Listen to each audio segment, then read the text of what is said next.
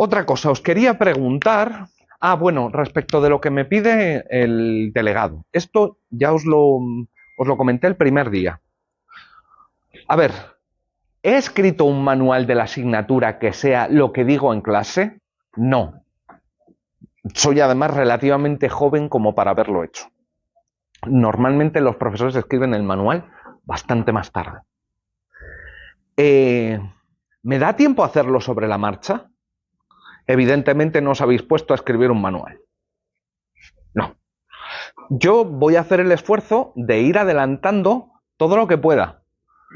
Pero todo lo que pueda. Lo que no pueda, pues como diría Mariano Rajoy, lo que es posible y lo que es imposible es además no posible. Así que...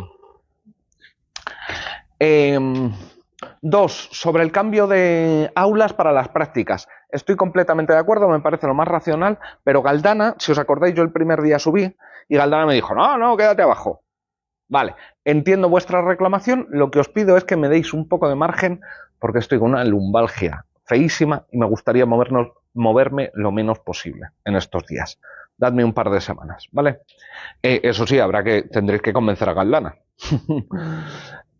Vale, seguimos entonces con nuestras cosas de dogmática jurídica y una cosa que me gustó mucho ayer que dijisteis, ¿fuiste tú, Inés, que dijiste que eran unos cabezotas, unos cabezaduras vuestros? Cerrados de mollera, efectivamente. Los profesores de dogmática jurídica son cerraditos de mollera, duritos de mente. Bueno, y estuvimos viendo en qué sentido la dogmática puede ser o es dogmática. ¿Sí? Vimos que los dogmáticos no es que acepten acríticamente el contenido del derecho, no es que consideren que esas normas son verdaderas, porque las normas ya sabemos que no son ni verdaderas ni falsas. Lo que sí es que dan como un hecho base, un hecho no discutible, que hay ciertas cosas, hay ciertos hechos que cuentan como derecho. Y eso no lo ponen en cuestión. Que hay casos dudosos, desde luego, cuando estamos hablando de la costumbre internacional, del jus cogens, pero son capaces de reconocer ciertas cosas como derecho, incluso aunque sea como derecho inválido. ¿Sí? El derecho inválido es derecho. Bueno, en ciertos sentidos sí, en cierto sentido no. Pero son capaces de decir de esto puedo predicar la validez y la invalidez. ¿Sí? A ver que se me olvida. Enciendo todo. Ay.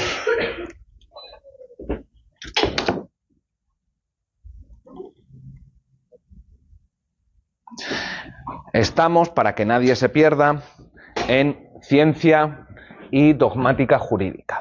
En el punto, cuando aparezca 1, 3, 2.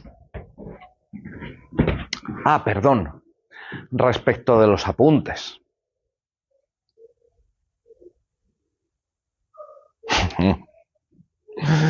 Ay, sí, os lo tengo que decir, el problema no es mío, queridos. El problema es vuestro. El problema es vuestro porque habéis perdido o nunca habéis ganado la habilidad de tomar apuntes. Y yo me saqué la carrera entera sin que hubiese manuales de referencia.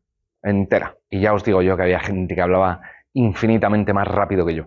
Pero infinitamente. Me acuerdo de una de laboral que era darle al play y 1,5 de velocidad y era así, y yo decía, madre mía, necesito manos para escribir. Yo de todos modos voy a hacer el esfuerzo de tratar de ir haciendo guiones, pero tenéis un problema, os lo digo simplemente. Vale, ¿qué cosa has dicho? Nada, vale. Si no os habéis enterado de lo que acabo de decir, entonces tenéis un problema para tomar apuntes, claramente. ¿Vale?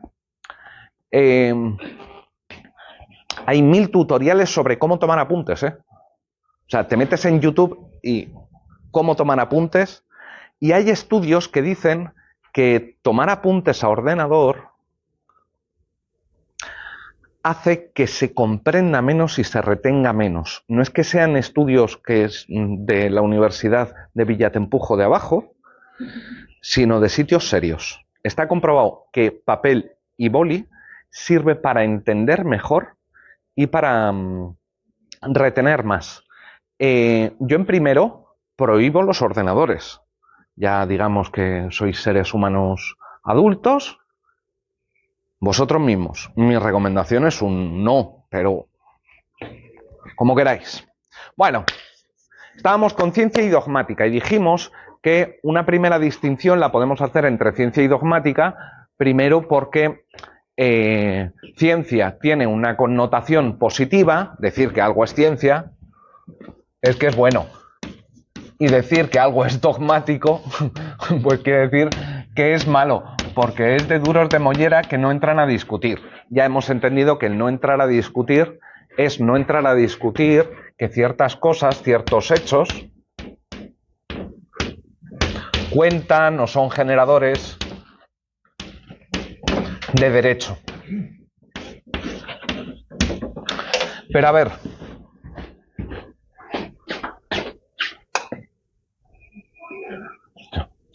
mejor, ¿no? Sí, igual. De que ciertos hechos cuentan como derecho. Y también vimos, o empezamos a ver, vimos,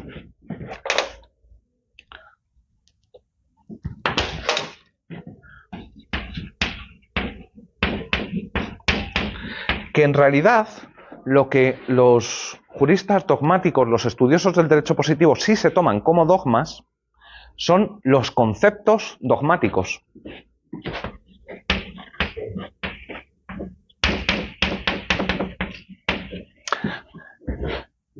Y vimos que existía una diferencia entre conceptos teóricos y conceptos dogmáticos. Y yo os puse como ejemplo el caso del concepto de interpretación. Y vimos que hay, al menos, porque hay más, al menos un concepto teórico que lo presenta como atribución de sentido a textos, y un segundo concepto dogmático que te dice in claris non fit interpretatio. Cuando no hay claridad, entonces hay que interpretar. Lo que te está diciendo es que ahí interpretes literalmente. ¿Sí? Los conceptos teóricos no pretenden dirigir el comportamiento. Los conceptos dogmáticos sí. Y os puse también el caso del matrimonio. En el caso, cuando se hizo la ley de matrimonio igualitario, hubo mucha gente que salió diciendo no es posible aprobar el matrimonio homosexual porque aquello que significa naturalmente matrimonio no significa naturalmente nada. Nada. Absolutamente nada. Las palabras tienen el significado que nosotros le demos. Desde luego, si yo me voy inventando el significado de cada palabra, pues nadie me va a entender. Pero el significado de las palabras evoluciona. Claro que evoluciona. ¿Sí? La RAE, la famosa RAE, a lo único que se tiene que dedicar, en teoría, que luego lo haga es otra cosa, pero la RAE lo único que hace es describir usos vigentes del lenguaje, cómo se habla realmente. Otra cosa es que hagan bien su trabajo y luego que salten algunos diciendo, oh, no, se están violando las reglas del español, se están creando nuevas. ¿Sí? Bueno. Sin embargo, se pueden crear o se puede distinguir de otras maneras entre ciencia jurídica y dogmática jurídica. Lo primero que hemos hecho ha sido establecer un primer criterio que es según su connotación positiva o negativa. Y hemos dicho ciencia positiva, dogmática negativa. Ahora bien, desde un segundo criterio, A la dogmática se le atribuye un sentido muy particular, no opuesto a ciencia, no opuesta a ciencia del derecho, pero sí muy singular. Y es que mirar, durante el siglo XIX se dieron dos grandes formas de hacer dogmática jurídica, o mejor dicho, ciencia del derecho en este caso. ¿Cuáles fueron? Mirad, uno es la dogmática conceptualista y la otra es la escuela de la exégesis. Por cierto, yo no tengo ningún problema en repetir 70 veces. Si os perdéis, levantéis la manita y yo repito y repito y repito lo que haga falta. Pero no le preguntes a él, a mí. No. Era para ayudarle a él, sí. Vale. Mirad, para entender esto, tenemos que irnos hasta justo después de la Revolución Francesa. Nos tenemos que ir hasta el proceso de codificación.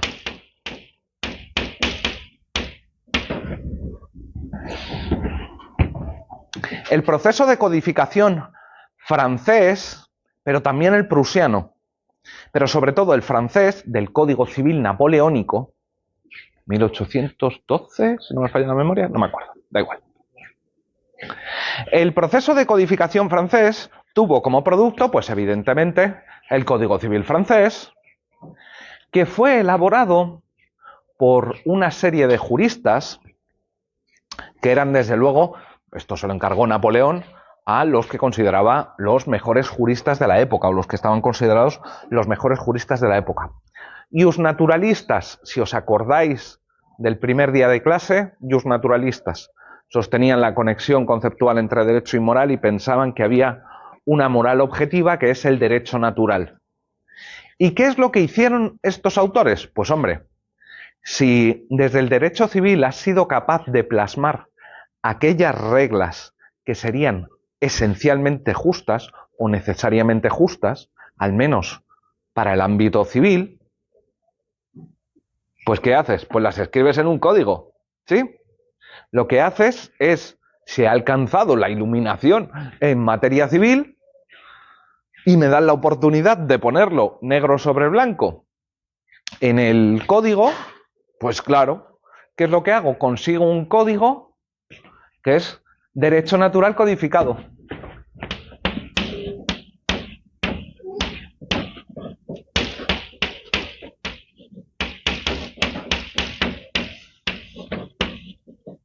Anteriormente, los estudiosos del derecho positivo francés, ¿a qué se dedicaban? Bueno, a estudiar las varias leyes, la dispersión de fuentes que había, las varias leyes que había en Francia, y lo que trataban de hacer era de racionalizarlas.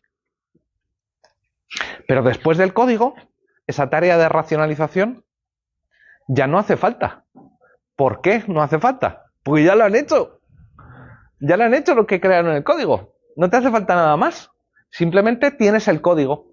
De aquí es cuando nace la idea de que el derecho es completo, no tiene lagunas, consistente, no tiene antinomias, claro, no hace falta que sea interpretado, y otras muchas más. Y claro, si el código ya lo dice todo, cerramos el chiringuito y ya no estudiamos más derecho. No, estudiamos el código. Estudiamos el código. Puede haber algún artículo que dé algún problema. ¿Y qué es lo que hacemos?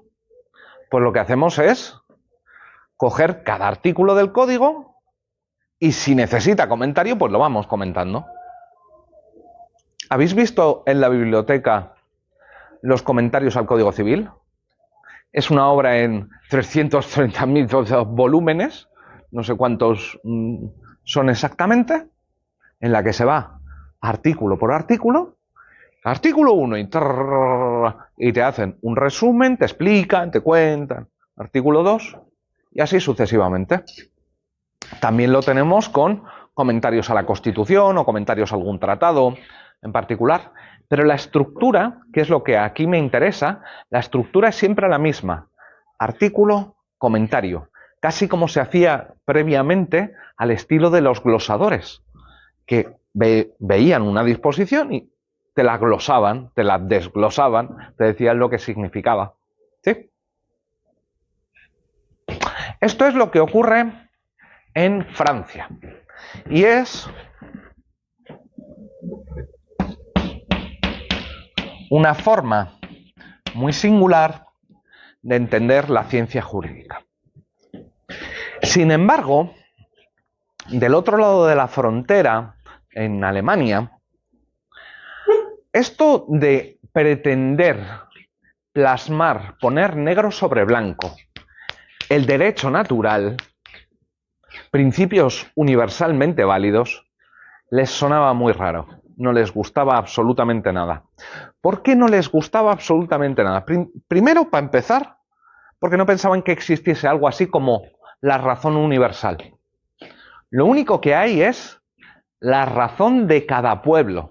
Cada pueblo es el que a través de su conciencia jurídica determina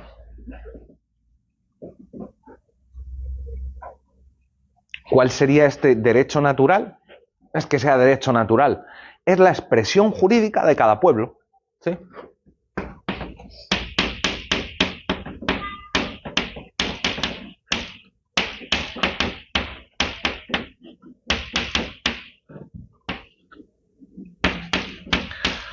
Vamos bien, nos hemos perdido.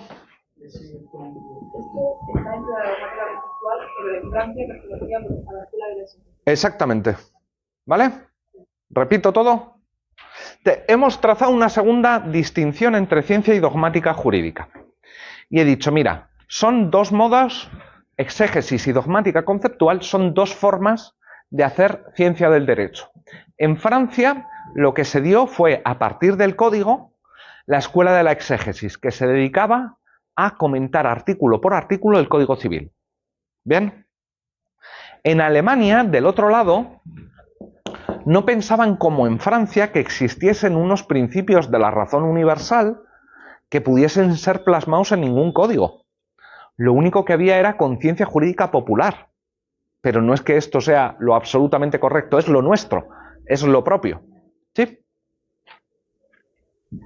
Lo que pasa es que estos autores se dan cuenta de que esta forma, de que la conciencia jurídica popular, la expresión jurídica popular, es informe, atécnica. Es simplemente una serie de ideas más o menos preestablecidas, más o menos antiguas, pero que no tienen una forma clara. ¿Sí? ¿Y qué es lo que hacen estos estudiosos? Estoy pensando en autores como Jelinek, Yerin, o al menos el primer Yerin. No me va a salir el nombre del autor que estoy tratando de recordar. ¿Tú te acuerdas, Felipe? Principios fundamentales del derecho civil romano. ¿Cómo se llama? No, vale. Luego me saldrá. Pucta también.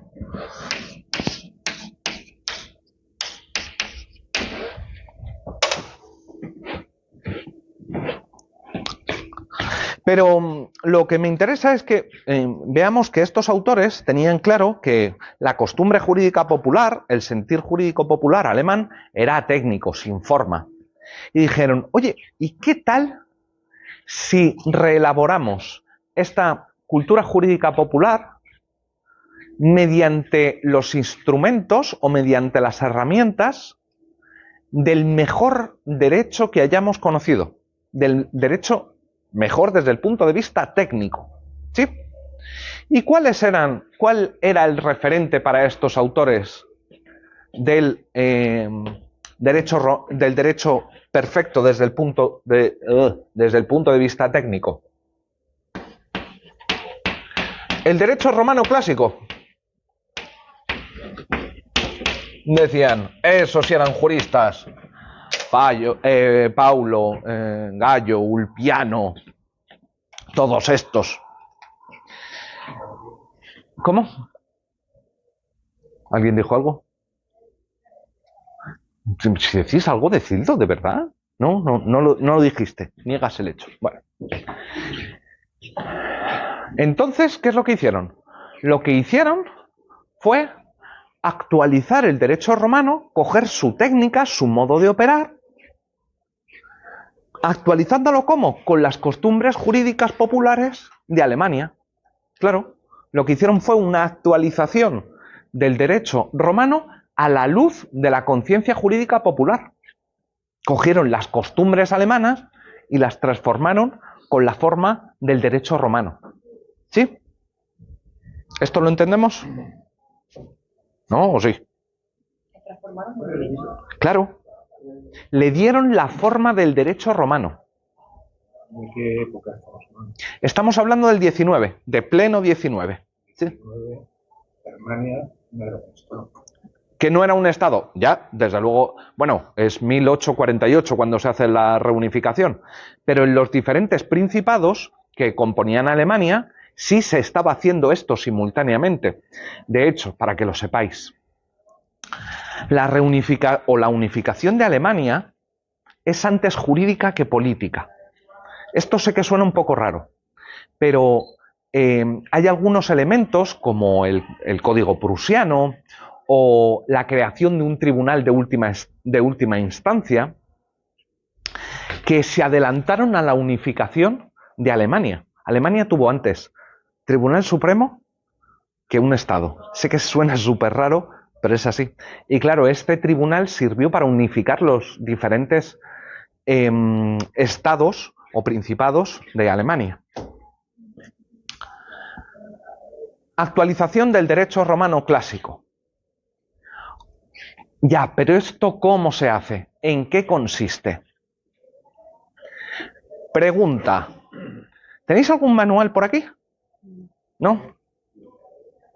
Sí. De derecho procesal. Déjame un segundo. El de Galdana, ¿no? Vamos a ver qué ha hecho Galdana. Lo que has hecho tú ha sido escribir un montón por encima. ¡Ay! Perdón.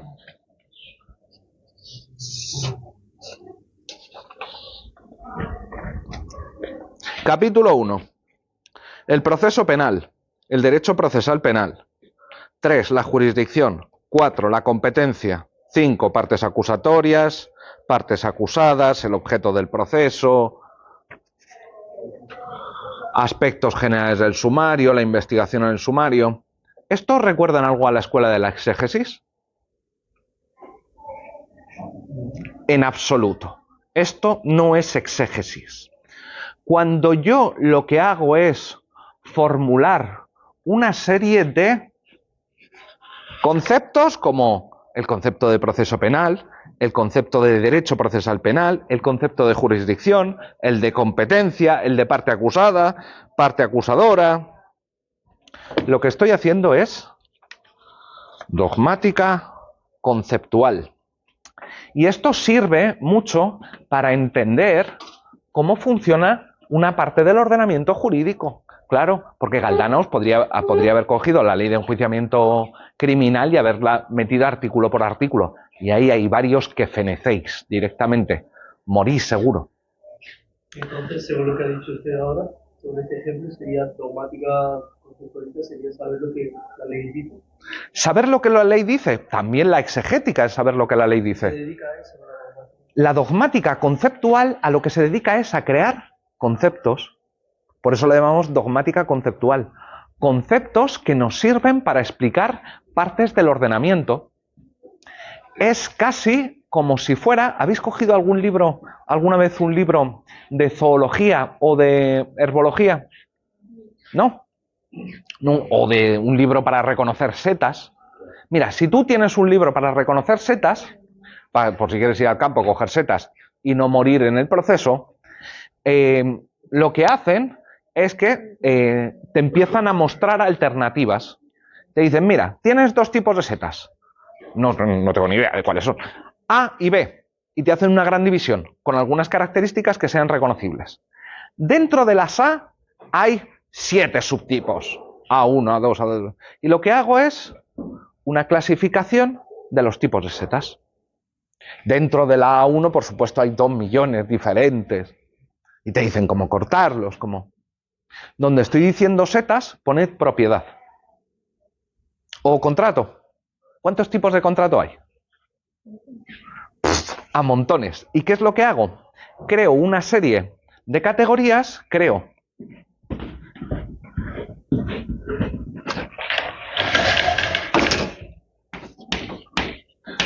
un árbol de clasificaciones, contratos onerosos y gratuitos. Y dentro de los onerosos, pues, compra-venta, arriendo, pignoración, cesión, tropecientos, los que queráis, ¿sí? ¿Qué es lo que hago? Una subclasificación ¿de qué?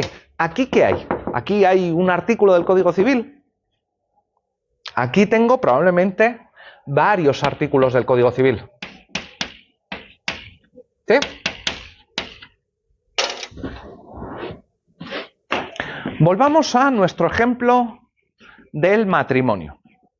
Tenemos actos jurídicos, unilaterales, bilaterales, y dentro de los bilaterales, el matrimonio no es un contrato, es un negocio, nos encontramos con la definición del Código Civil de matrimonio. Me estoy refiriendo a la previa a la reforma. ¿Qué era lo que te decía la definición previa? ¿O qué era lo que contenía el código? Contenía las obligaciones de los cónyuges, un montón de cosas. Cómo se podía celebrar el matrimonio. Y por supuesto que el matrimonio se ha de celebrar entre un hombre y una mujer. ¿Me seguís hasta aquí? ¿Vamos bien? ¿Sí? Bueno, si yo tengo que definir el concepto de matrimonio, ¿qué es lo que incluyo en la definición? Porque de matrimonio puedo decir que, mira, es la unión de dos seres humanos, aunque en la regulación aparezca solo hombre y mujer, puedo decir que es entre dos seres humanos, no sería falso, no sería incorrecto, pero que tienen ciertas obligaciones entre sí. Y que hay que ser mayor de 18 años. Elijo esas propiedades. Venga, vamos a escribirlo en la pizarra. ¿Cómo? No sería un concepto preciso. Bueno.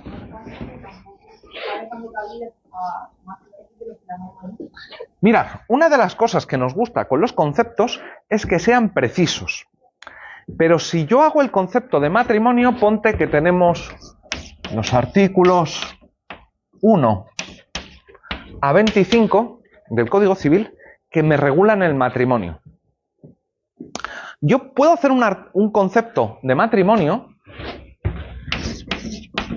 que sea infinitamente preciso. ¿Y qué es lo que hago? Pues meto en el concepto de matrimonio el contenido de los artículos del 1 al 25. Y me dirán, tremendamente preciso, muy poco útil. ¿Por qué es poco útil? Porque yo con el concepto de matrimonio lo que quiero hacer es explicarle a alguien que es un matrimonio en 4 frases o en una simple frase, en una definición. Decirle, mira, matrimonio es esto. ¡Apá! ¡Listo! Luego te voy a contar las especificidades del matrimonio que aparecerán reguladas aquí. Pero el matrimonio, ¡pah!, es solo esto. Es unión entre un hombre y una mujer.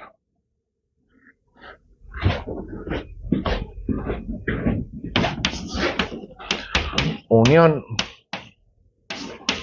hombre-mujer. A ver, el concepto de matrimonio que se tenía antes de la reforma, no es que fuese un... Sí, yo me estoy quedando ciego, lo hacía por vosotros.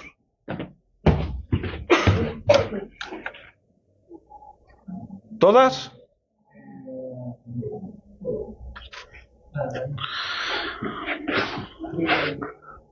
Mirad, la pregunta fundamental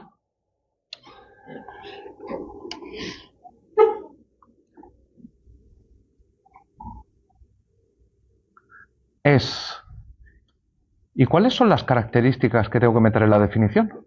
¿Por qué meter solo la unión entre hombre y mujer? Y no meter, por ejemplo, yo qué sé,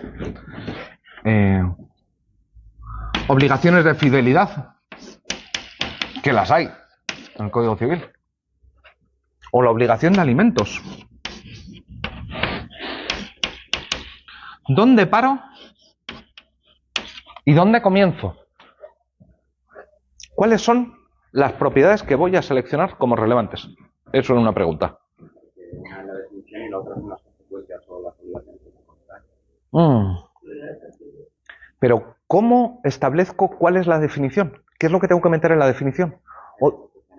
¿El hecho que genera? ¿Solo el hecho? Entonces tendría que hacer referencia no tanto a que es una unión entre hombre y mujer, sino a las formas de contraer matrimonio. No tiene por qué. Hombre, según lo que me ha dicho Óscar, sí.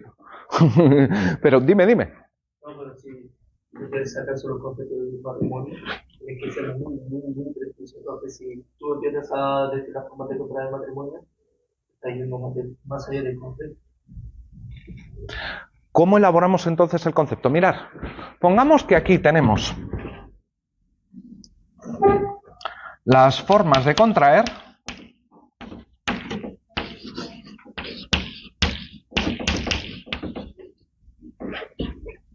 y aquí las consecuencias del matrimonio. ¿Qué es el matrimonio? Mirad, para algunos autores, como Alf Ross, matrimonio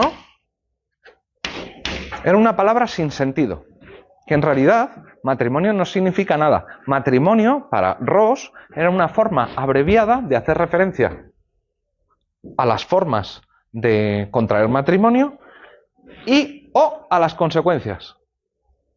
¿Sí? Alf Ross era quien sostenía esto.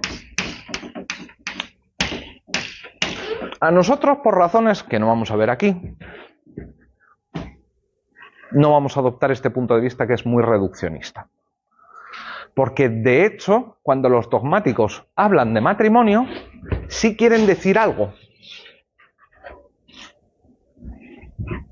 La pregunta es cómo construyen el concepto de matrimonio.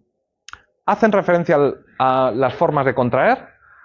¿A algunas? ¿A las consecuencias? ¿A todas? ¿A qué se hace referencia? Pues esto es extremadamente arbitrario.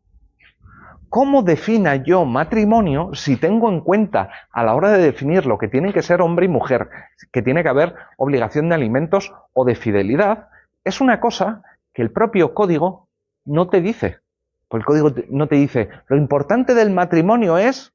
El código lo que te dice es, estas son las formas de contraer, estas son las consecuencias. No te dice nada más. Rara vez te dice, el matrimonio es... Si esto es así, entonces la dogmática conceptualista, pero también el libro de Galdana, tiene algo de arbitrario. ¿Por qué? ¿Cómo defino proceso penal? ¿Qué es lo esencial del proceso penal? Pues hombre, esencial. Nada. No es que sea algo naturalmente necesario en el proceso penal. Cuando los dogmáticos construyen estos árboles de tipos de contratos, de tipos de uniones, de acto administrativo, hay un punto de arbitrariedad, de discrecionalidad, de que son ellos los que eligen cuáles son las características que van a considerar como relevantes, importantes, necesarias del concepto. ¿Vale? Sí. Empezar, básicamente, el derecho conceptualista en este caso sobre el Un poquito más alto que no te oigo ni yo. El derecho conceptualista, en este caso sobre el matrimonio, también, o sea, no versaría sobre la costumbre de cada lugar de, por ejemplo, de Alemania, por ejemplo, en una provincia estará, o sea, una concepción de matrimonio diferente a otra, ¿no? Mira, lo que pasa es que estos autores, Yerin, Pukta y esta gente, lo que hicieron fue rápidamente olvidarse de esto y centrarse en esto. Y dijeron, hay ciertas cosas que son inherentemente así y ya las descubrieron los juristas romanos, como por ejemplo el concepto de propiedad. Llegaron a decir, no me va a salir, Yerin, Pukta.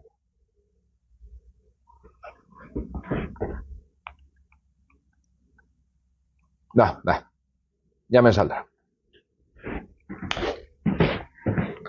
Llegaron a decir, el legislador puede decir lo que quiera sobre qué es la propiedad. Puede regular la propiedad de cualquier manera. A ver, la propiedad, igual que el matrimonio, es lo que es por sus características esenciales y necesarias. De hecho, el legislador no puede ir contra la lógica del propio derecho. A lo que hacían referencia es a los conceptos del propio derecho. De hecho, entre las fuentes del derecho, estos autores, ¿sabéis a quién incluían? A sí mismos. Al derecho científico. ¿Sí? Al derecho científico, al derecho que era producto de un razonamiento que servía para construir conceptos sobre lo que una institución es esencialmente. Volvamos al día de ayer. Un juez diciendo que me va a enseñar a mí una cajera del Mercadona sobre lo que es esencialmente el consentimiento, que llevamos estudiándolo desde el derecho romano. ¿Os suena?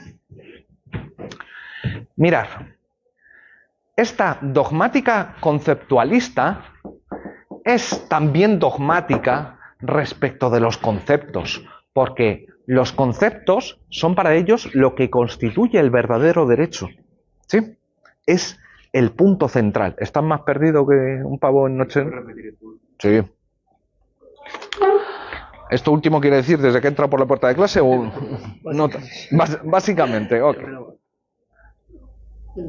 Mira, no, broma, pero es como, al parecer esto es un chiste ucraniano, que todos los chistes tienen algo de chiste y algo de no chiste, por supuesto, de verdad. A ver, ¿qué es lo que estamos haciendo hoy? Estamos tratando de ver la diferencia o las formas de distinguir entre ciencia jurídica y dogmática jurídica. Lo primero que os he dicho, que os dije ayer, es cuidado que un término está cargado valorativamente de manera positiva y el otro de manera negativa. 2. Dentro de las formas de estudiar el derecho del siglo XIX se dieron dos formas. Escuela de la exégesis, comentarios al Código Civil, y dogmática conceptualista o escuela histórica, tiene 72 nombres. ¿Sí? ¿Qué es lo que sostenían estos autores? Sí, que había que hacer una actualización del derecho romano a la luz de las costumbres jurídicas populares de Alemania. Eso se lo pasaron por el arco del triunfo. O sea, eso lo ignoraron. ¿A qué se dedicaron? A perfeccionar los conceptos jurídicos que en realidad venían del derecho romano. Conceptos como propiedad, consentimiento, matrimonio. Y decían, es que aquello que el matrimonio necesariamente es X. Y yo os digo, vale, un momento, ¿cómo construye esta gente el concepto de matrimonio? Porque lo que te encuentras en el código es una serie de artículos, una serie de normas. ¿Qué deba incluir yo en el concepto de código? Va a hacer que forme, en el concepto de matrimonio, no en el de código, o en el de contrato, va a hacer que eso sea lo esencial, lo necesario. Pero esta atribución de la propiedad de necesario es una atribución arbitraria. El propio código no nos dice qué es lo necesario y qué es lo contingente. Y cuidado, que la dogmática frecuentemente eleva estos conceptos a algo que ni el legislador puede reformar.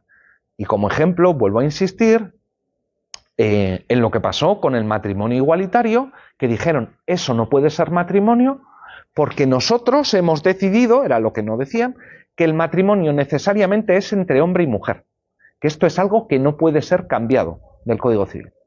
Esto era lo que estaban sosteniendo. O con el concepto de consentimiento. El concepto de consentimiento es lo que es, no puede ser modificado por una cajera del Mercadona. ¿Sí?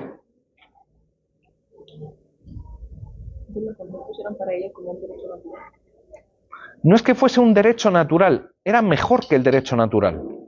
Porque el derecho natural tiende a ser una serie de normas de carácter más bien moral. Y decían, no, aquí la moral no tiene nada que ver. Esto es simplemente técnica. ¿Qué técnica?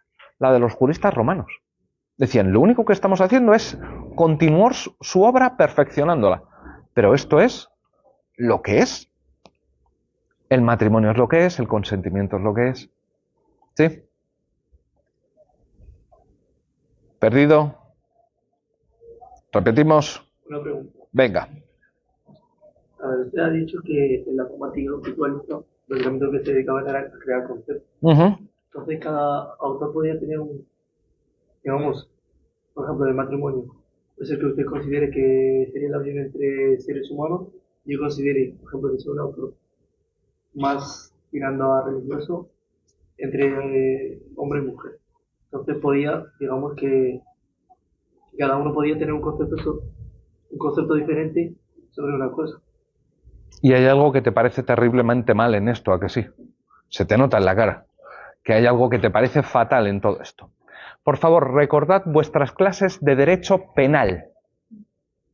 En penal, teoría del delito, construcción conceptual, dogmática, ahí no es una clasificación, es un concepto secuencial.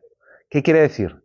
Que primero tengo que comprobar que sea acción, después que sea típica, después que sea antijurídica, culpable y no me acuerdo cuál era el quinto, punible. Van así en pa. Tengo que ir pasando las diferentes etapas.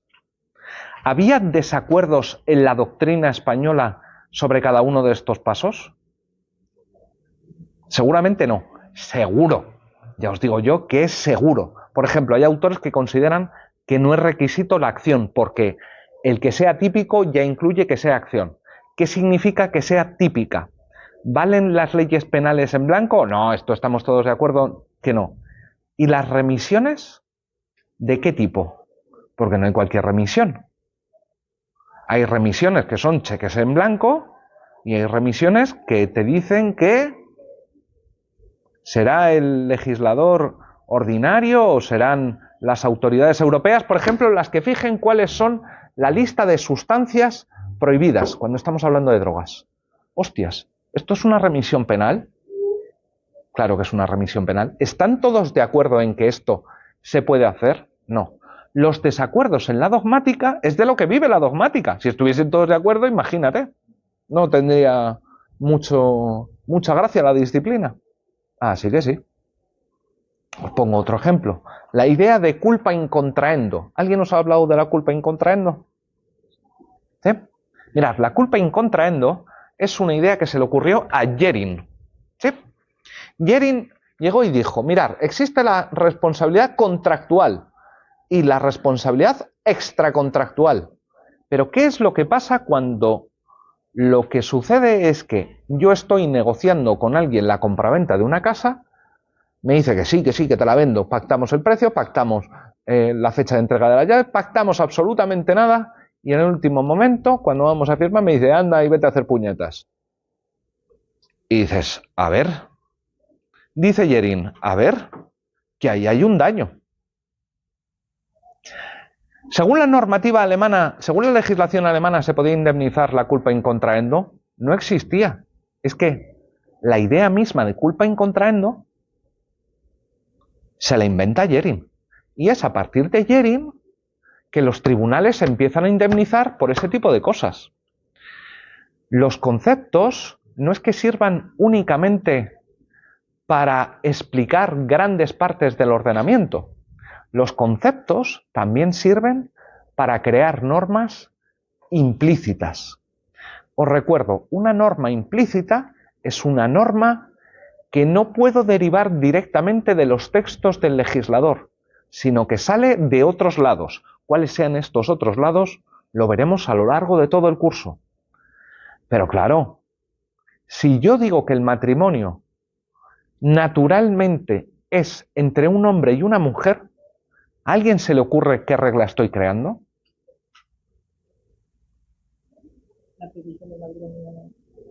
La prohibición del matrimonio homosexual no, porque esta podría ser derogada. Es más fuerte. Estoy diciendo que el legislador ordinario es incompetente y su ley sería nula si crease un matrimonio igualitario. No es que cree una norma a nivel de rango civil, crea una norma metaconstitucional, diciendo qué es lo que se puede modificar y lo que no. Ahí en nada. Me imagino que hora es tarde, ¿verdad? Ok, pues nada, seguimos ahora con las prácticas y con el resto la semana que viene. Sí. Los que tengan la práctica profesional nos vamos a... Sí.